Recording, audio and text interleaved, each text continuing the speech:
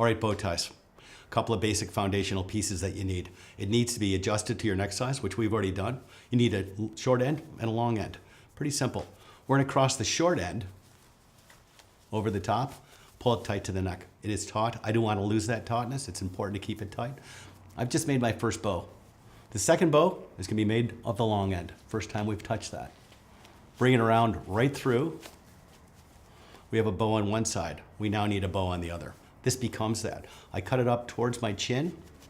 I slip it through the knot. And I create my bow tie. Tightening the knot, simple. You grab one side, the back of the other bow tightens that knot, the back of this tightens that knot. You've got yourself a perfect bow. You can adjust it any way you'd like to do it. Some people butterfly, some people keep it straight.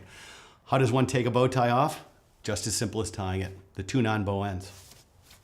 You pull it just like your sneakers. There you go, the bow tie.